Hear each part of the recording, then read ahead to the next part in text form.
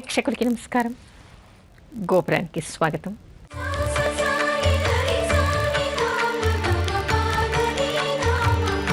ఈరోజు గోపురంలో సాంప్రదాయాలు చెప్పుకునే ముందుగా అర్చనలో గంగా భవానిని స్మరించుకున్నాం.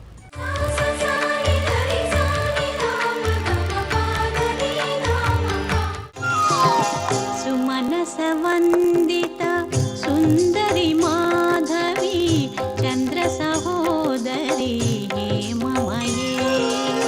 సుమనసవందిత సుందరి మాధవి చంద్ర సహోదరి హేమమయే.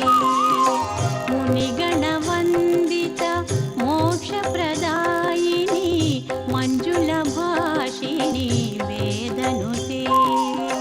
పంకజవాసిని దేవసుపూజిత సద్గుణవర్షిణి శాంతియుతే.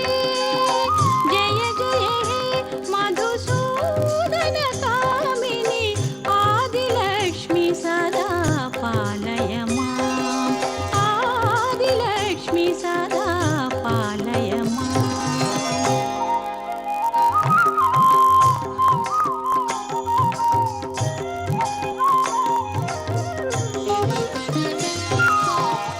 ఐకలికల్మష నాశిని కామిని వైదిక రూపిణి వేదమయే. క్షీరసముద్భవ మంగళ రూపిణి మంత్ర నివాసిని మంత్రనుతే. మంగళదాయిని అంబుజవాసిని దేవగణాశ్రిత పాదయుతే. జయ జయ హే మధుసూదన కామిని ధాన్యలక్ష్మి సదా పాలయ మాం. ధాన్యలక్ష్మి సదా పాలయ మాం.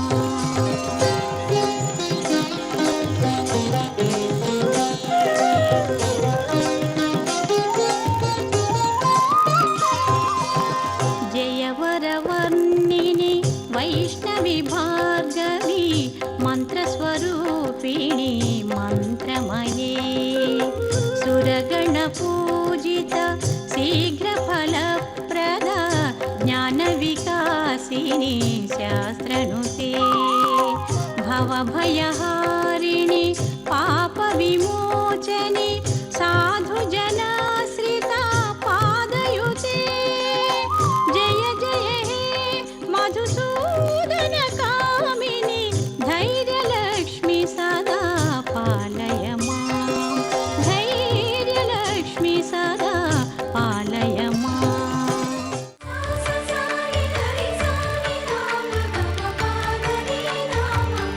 జ్యేష్ఠ శుద్ధ దశమి రోజు పాటించవలసిన నియమాలు ఏమిటి? మనకి ఈ నెల 8వ తారీఖు జూన్ 8 ఆదివారం రోజు జ్యేష్ఠ శుద్ధ దశమి అవుతోంది. ఈ జ్యేష్ఠ శుద్ధ దశమికి దశ పాపహర దశమి అనేటువంటి పేరుంది. అయితే ఈ జ్యేష్ఠ శుద్ధ దశమి రోజు మనం ఎలాంటి నియమాలు పాటించాలి? మనకి కొన్ని గ్రంథాల్లో కనిపించేటువంటి విషయం, జ్యేష్ఠ శుద్ధ దశమి రోజు బుధవారం హస్త నక్షత్రంలో గంగా అవతరణం జరిగింది అనేటువంటి విశేషాలు కనిపిస్తూ ఉన్నాయి. అందుకని ఈ జ్యేష్ఠ శుద్ధ దశమి రోజు గంగా స్నానం చేయాలని, గంగా పూజ చేయాలి అనేటువంటి విశేషాలు కనిపిస్తూ ఉన్నాయి. దశమి తిథి మనకి సంవత్సరంలో ప్రతి మాసంలోనూ 2 దశములు వస్తాయి. కానీ ముఖ్యంగా మనకి ఆశ్వీజ శుక్ల దశమి రోజు విజయదశమి చేసుకుంటాము. జ్యేష్ఠ మాసంలో శుక్ల దశమి రోజు దశ పాపహర దశమి అని దీన్ని అంటారు. ఈ 2 విధానాల్లో కూడా 2 మాసాల్లో కూడా శుక్లపాడ్యమి మొదలు దశమి వరకు, ఆశ్వీజ శుక్లపాడ్యమి నుంచి విజయదశమి వరకు మనం దసరా నవరాత్రులు చేస్తూ ఉంటాం, అమ్మవారి పూజలు చేస్తూ ఉంటాం. అదేవిధంగా ఇక్కడ జ్యేష్ఠ మాసంలో శుక్ల పాడ్యమి నుంచి మొదలుకొని దశమి వరకు కూడా ఈ వ్రతాన్ని ఆచరిస్తే మహావిశేషం అనేటువంటి విషయం మనకి ఆధ్యాత్మిక గ్రంథాల్లో కనిపిస్తోంది. అయితే 10 రోజులు పాటించని వాళ్ళైనా పాటించే వాళ్ళైనా ఏ నియమాలు ఈ దశమి రోజు పాటించాలి, ఏం చెయ్యాలి అనేటువంటి విషయాన్ని మనం తెలుసుకోవాలి. ఈరోజు తప్పనిసరిగా గంగా స్నానం చేయాలిట, గంగా పూజ చేయాలిట. అసలు ఏ పుణ్యనదిలో స్నానం చేసినా గంగని తలుచుకొని గంగా స్నానం చేసినటువంటి ఫలితం లభిస్తుందిట. గంగా స్నానం చేసేటప్పుడు ఒక మంత్రం కూడా ఉంది. ఆ మంత్రం చెప్పుకోవడం వలన గత 10 జన్మల్లో చేసినటువంటి పాపం పరిహారం అవుతుందిట. అయితే ఏ నదిలో అయినా ఈ దశమి రోజు స్నానం చేయవచ్చు, కానీ గంగా నదిలో చేస్తే విశేషం. దానిలో కాశీక్షేత్రంలో గంగా నదిలో చేస్తే మహావిశేషం. దానికంటే కూడా కాశీనగరంలోని దశాశ్వమేధ ఘాట్లో స్నానం చేస్తే మహాపుణ్యం. ఇది దశపాపహర దశమిగా దీనికి పేరుంది. 10 విధాలైనటువంటి పాపాలు, గత 10 జన్మల్లో చేసినటువంటి పాపాలు ఈ దశమి రోజు గంగా స్నానం చేయటం వలన, దశాశ్వమేధ ఘాట్లో ఉన్నటువంటి లింగ దర్శనం చేయటం వలన, అక్కడ గంగా పూజ చేయటం వల్ల, తర్పణాలు వదలటం వల్ల గత 10 జన్మల్లో చేసినటువంటి పాపాలన్నీ పరిహారం అవుతాయి అనేటువంటి విషయం తెలుస్తోంది.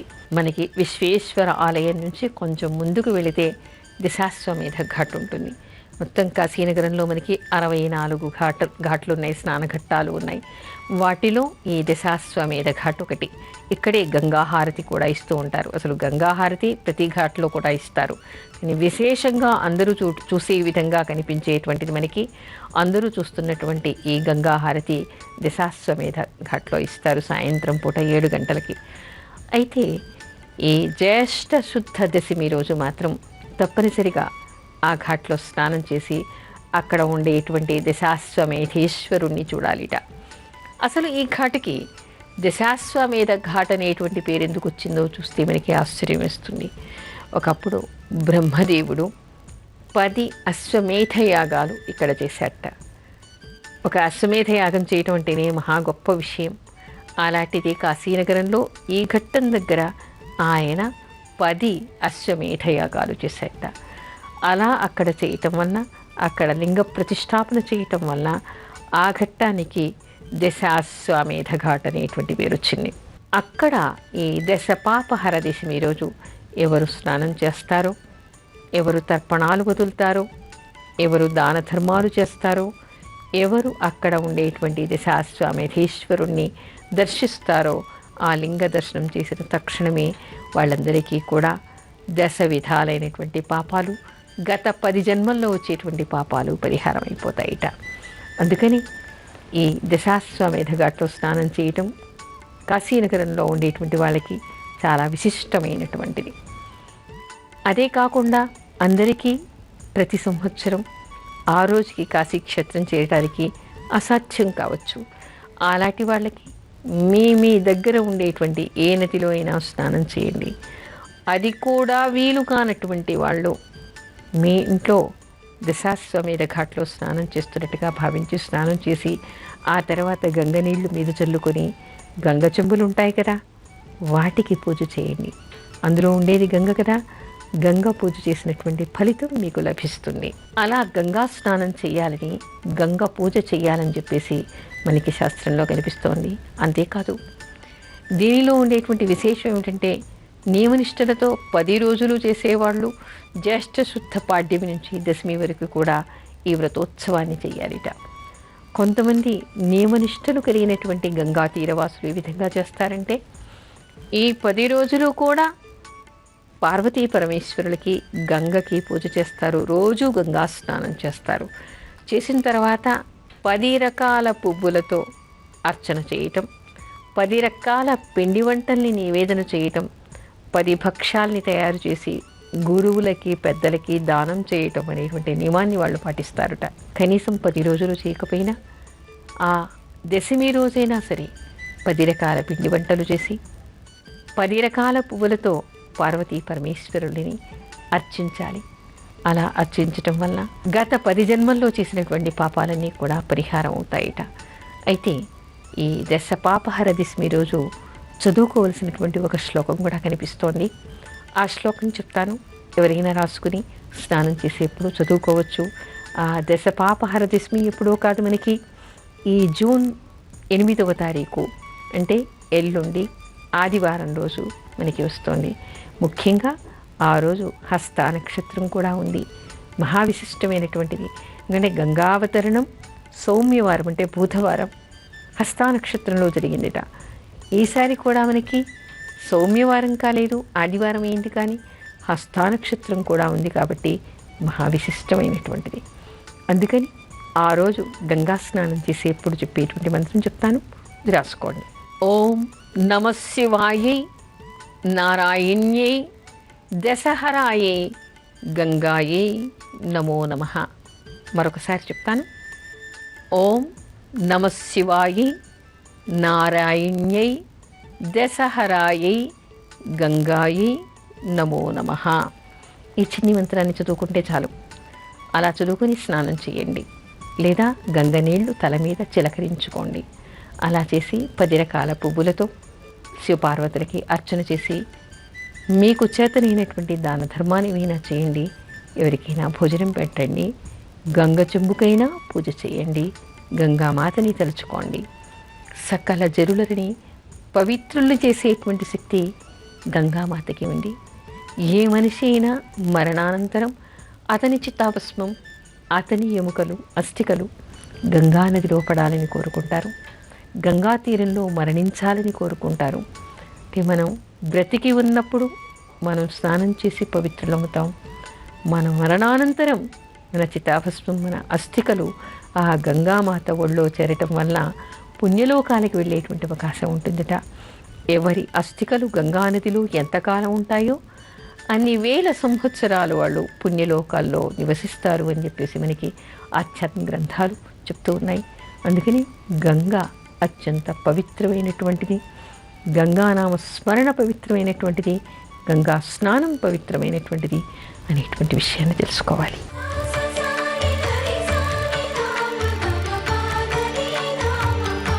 ఏ పూజ చేస్తే సహస్ర సూర్యగ్రహణాల్లో పూజ చేసినటువంటి ఫలితం లభిస్తుంది?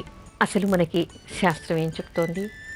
సూక్ష్మంలో మోక్షంలాగా ఎన్నో అలభ్యయోగాలు వచ్చినప్పుడు, పర్వటి రోజులు వచ్చినప్పుడు పూజ చేయటం వలన ఎంతో విశిష్టమైనటువంటి ఫలితం లభిస్తుంది అని మనకి శాస్త్రం చెప్తోంది.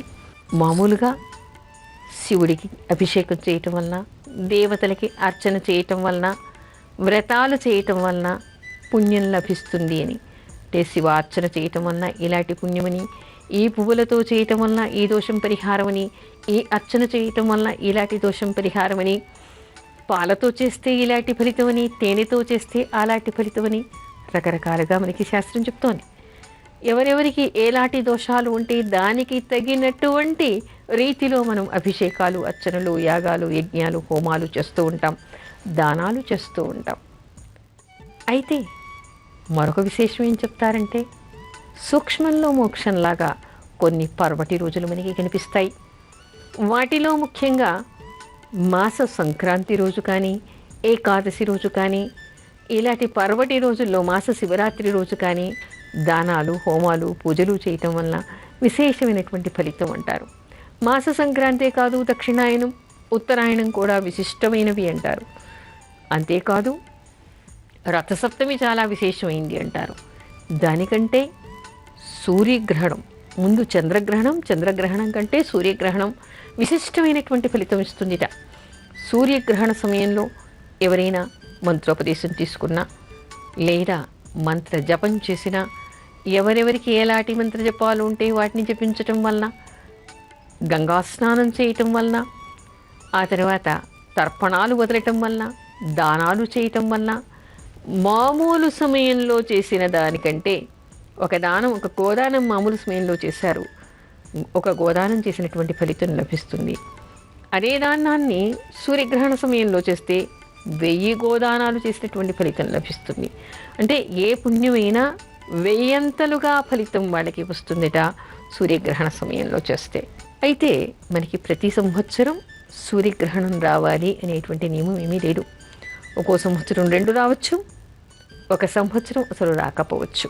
కానీ ఇప్పుడు వచ్చినటువంటి మనకి అలభ్యయుగం అంటే సాధారణంగా అరుదుగా మనకి సాధారణంగా దొరకనటువంటిది, అరుదుగా లభించేటువంటిది ఈ అలభ్యయోగం ఏమిటంటే 8 జూన్ రోజు మనకి ఈ సహస్ర సూర్యగ్రహణాల్లో చేసేటువంటి ఫలితం లభించేటువంటి పర్వటి కాలంగా చెప్తారు. అదేమిటి సహస్ర సూర్యగ్రహణాలు ఏమిటి? ఒక మనిషి జీవితకాలంలో 1000 ఏళ్ళు బ్రతికిన సంవత్సరానికి ఒక సూర్యగ్రహణం వచ్చినా అంతటిది చేయలేడు, అంతటి పుణ్యం రాదు. ఎందుకంటే ప్రతి సంవత్సరం సూర్యగ్రహణం రావాలని లేదు, 1000 సంవత్సరాలు మనం బ్రతకం. అలాంటిది ఈసారి మనకి జూన్ 8వ తారీఖు రోజు పాతార్క యోగం ఏర్పడుతోంది. ఆ పాతార్క యోగంలో చేసేటువంటి పుణ్యం ఏమిటంటే, ఏదైనా చేస్తే వచ్చేటువంటి ఫలితం ఏమిటంటే, సహస్ర సూర్యగ్రహణాల్లో చేస్తే ఎలాంటి ఫలితం వస్తుందో ఒక సూర్యగ్రహణం రోజు నేను ఇందాక చెప్పాను కదా, ఏదైనా చేస్తే 1000 పుణ్యం. ఒక్క సూర్యగ్రహణం ఉన్నప్పుడే ఆ సూర్యగ్రహణ కాలంలో చేస్తే 1000 ఫలితం మనకి వస్తుంది. మంత్రసిద్ధి కలుగుతుంది. దానం చేయటం వల్ల 1000 ఫలితం వస్తుంది. మరి సహస్ర సూర్యగ్రహణాల్లో చేస్తే ఎంతటి పుణ్యం వస్తుంది, ఎంతటి మంత్రసిద్ధి కలుగుతుంది అనేటువంటిది ఆలోచించండి. అంటే ఇది మంత్ర జపం చేయడం కోసం, దానం చేయటానికి అత్యంత విశిష్టమైనటువంటి పర్వటి కాలంగా చెప్తారు. అలాంటి పాతార్క యోగం మనకి ఈసారి జూన్ 8న రాబోతోంది. జూన్ 8 ఎప్పుడో కాదు, ఎల్లుండే. మనం గోపురంలో మామూలుగా ఏం చేస్తుంటాం, ఆ రోజు చెప్తే ఈ రోజు అంతా అయిపోయాక 9 గంటల తర్వాత చెప్తే ఎలాగండి, ఇప్పటికే స్నానం చేసాం, టిఫిన్లు తినేసాం, ఇప్పుడు ఎలా మేము పాటించాలి అని వాపోతూ చాలామంది ప్రేక్షకులు ఉత్తరాలు రాస్తూ ఉన్నారు. అందుకని గత కొంతకాలంగా మేము ప్రతి పండగకి, ప్రతి పర్వటి రోజుకి 1 కానీ 2 రోజుల ముందు కానీ ఈ విషయాలన్నింటినీ కూడా ప్రేక్షకులకి అందజేస్తూ ఉన్నాం. ఈసారి కూడా ఏమిటి, ఎల్లుండి ఆదివారం రోజు మనకి హస్తా నక్షత్రం, దశ పాపహర దశమి ఒకవైపు, పాతార్క యోగం మరొక వైపు ఏర్పడుతోంది. పాతార్క యోగం అంటే ఏమిటి అనే విషయం కూడా ఆధునికులు తెలుసుకోవాలి. సామాన్యులకి ఈ విషయం తెలియదు. పాతార్క యోగం అంటే వ్యతిపాత, ఎప్పుడైనా ఆదివారం సంభవిస్తే దానికి పాతార్క యోగం అనేటువంటి పేరు. సహస్ర సూర్యగ్రహణాలకి సమానమైనటువంటి పర్వటి రోజు. అయితే ఈ వ్యతిపాత అంటే ఏమిటో కూడా చాలామందికి తెలియకపోవచ్చు. వ్యతిపాత అనేటువంటిది ఒక యోగం. అది ఎలాంటి యోగం అంటే, మనకి 27 నక్షత్రాలు ఏ విధంగా ఉంటాయో 27 యోగాలు కూడా అదే విధంగా ఉంటాయి. వాటిలో వ్యతిపాత అనేటువంటిది ఒక యోగం. మనం పంచాంగం అంటూ ఉంటాం. తిథి, వార, నక్షత్ర, యోగ, కరణం అని చెప్తాం. తిథులు చాలామందికి తెలుసు, వారాలు అందరికీ తెలుసు, నక్షత్రాలు కొందరికే తెలుసు, యోగాలు చాలామందికి తెలియదు. కేవలం జ్యోతిష్యం తెలిసినటువంటి వాళ్ళకి మాత్రమే యోగాలు, కరణాలు కూడా తెలుస్తాయి. అయితే ఏ తిథి మంచిది, ఏ నక్షత్రం మంచిది, ఏ వారం మంచిది, ఏ యోగం మంచిది, ఏ కరణం మంచిది, ఏ పంచాంగాలను అనుసరించి మాత్రమే మనం ముహూర్తాలు ఏర్పాటు చేసుకుంటూ ఉంటాం. 27 యోగాల్లో మనకి ఈ వ్యతిపాత అనేటువంటిది ఒక యోగం. ఆ యోగం ఉన్న రోజు శుభకార్యాలు చేయకూడదు అని చెప్తారు. ఈ రోజుల్లో చాలామంది చేసేస్తూ ఉన్నారు. ఉత్తరాదిన ఇది చాలా క్రమశిక్షణగా దీన్ని పాటిస్తారు. ఆ రోజు వాళ్ళెవరూ కూడా శుభకార్యాలు చేయరు. మన దగ్గర యోగాన్ని పట్టించుకోకుండా చాలామంది చేస్తూ ఉన్నారు. అది పక్కన పెట్టండి. ఇక్కడ మనకి పాతార్క యోగం అనేటువంటిది అత్యంత విశిష్టమైనటువంటి యోగం, అరుదుగా వచ్చేటువంటి యోగం. సహస్ర సూర్యగ్రహణాల్లో లభించేటువంటి ఫలితం లభించేటువంటి యోగం. అందరూ ఎవరెవరు మీకున్నటువంటి దోషాలు పరిహారం కావాలి అని అనుకుంటున్నారో, ఎవరెవరు పుణ్యం కావాలి అనుకుంటున్నారో, ఎవరు మంత్రసిద్ధి కావాలి అనుకుంటున్నారో వారందరూ కూడా ఆదివారం రోజు పాతార్క యోగం ఉంది కాబట్టి ఆ రోజు అందరూ కూడా దానాలు చేయదలుచుకున్న దానాలు చేయండి, హోమాలు చేయండి, సూర్యభగవాను అర్చించండి. ఏ ఏ మంత్రజపాలు మీకు ఉన్నాయో వాటిని జపించండి. మీకు తప్పనిసరిగా మంత్రసిద్ధి కలుగుతుంది. సూర్యానుగ్రహం వలన మీకు తక్షణమే మీకుండేటువంటి పాపాలన్నీ పరిహరింపబడి మీరు కోరుకున్నటువంటి మనోభీష్టం నెరవేరేటువంటి అత్యంత విశిష్టమైనటువంటి అవకాశం ఎల్లుండి రాబోతోంది. అందుకని ఏదీ లేనటువంటి వాళ్ళు కూడా సూర్యభగవానుడికి నమస్కారం చేసుకుని ఏదైనా దానం చేయాలనుకుంటే చేయటం వలన, అన్నదానం చేయటం వలన, గోదానం చేయటం వలన, తిలదానం చేయటం వలన అత్యంత విశిష్టమైనటువంటి ఫలితం మీకు లభిస్తుంది. తిలదానం చేయటం వలన మీకు అపమృత్యు దోషాలు పోతాయి, శని దోషాలు పోతాయి. అందుకని తస్మాత్ జాగ్రత్త. ఎవరైనా మీకు కావలసినటువంటి మనోభీష్టాలు నెరవేరడం కోసం ఎలాంటి మంత్ర జపాలు చేయాలో, ఎలాంటి శాంతులు చేయాలో ముందుగానే కనుక్కొని నిర్ణయించుకుని ఎల్లుండి అలాంటి దానాలు, హోమాలు, పూజలు, అభిషేకాలు, అర్చనలు, అన్నదానాలు, దేవాలయాల్లో అర్చనలు, దీపారాధనలు అలాంటివన్నీ కూడా ఎల్లుండి చేయటానికి మహా విశిష్టమైనటువంటి పార్వతి రోజుగా గమనించండి.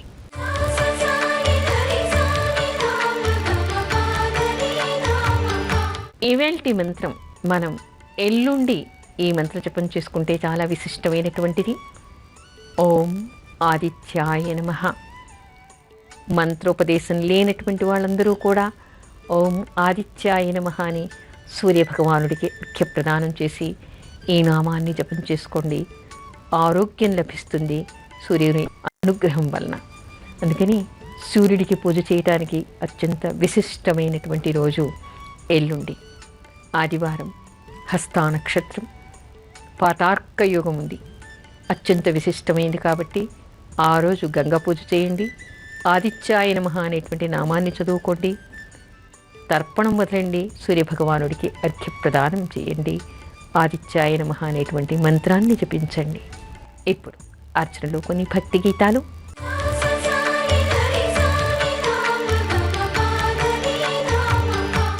ఐగిరి నందిని నందిత మోదిని విశ్వ వినోదిని నందినుతే గిరివర వింధ్య శిరోధిని వాసిని విష్ణు విలాసిని జిష్ణునుతే భగవతి హేషితి కంఠ కుటుంబిని భూరి కుటుంబిని భూరి కృతే జయ జయ హే మహిషాసురమర్దిని రమ్యకపర్దిని శైలసుతే సురవరవర్షిణి దుర్ధరధర్షిణి దుర్ముఖమర్షిణి హర్షరతే త్రిభువన పోషిణి శంకరతోషిణి కల్మషమోచని ఘోరరతే ధనుజని రోషిణి దుర్మదశోషిణి దుఃఖ నివారిణి సింధుసుతే జయ జయ హే మహిషాసురమర్దిని రమ్యకపర్దిని శైలసుతే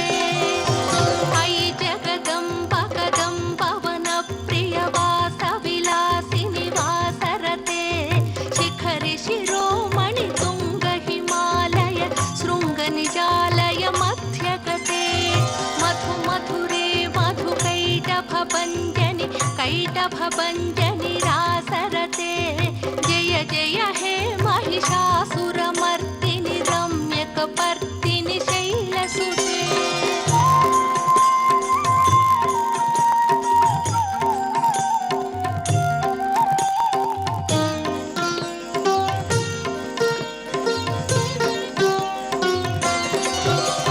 పదకమలం కమలానిలయే వరివస్యతి యోనుదినం శశివే ఐ కమలే విమలే కమలానిల శీకర సేవ్యముఖాబ్జ శివే తవ పదమధ్య హి శివదం వృష్టిపథం కథమస్తు మఖిన్న శివే జయ జయ హే మహిషాసురమర్దిని రమ్యకపర్దిని శైలసుతే జయ జయ హే మహిషాసురమర్దిని రమ్యకపర్దిని శైలసుతే జయ జయ హే మహిషాసురమర్దిని రమ్యకపర్దిని శైలసుతే.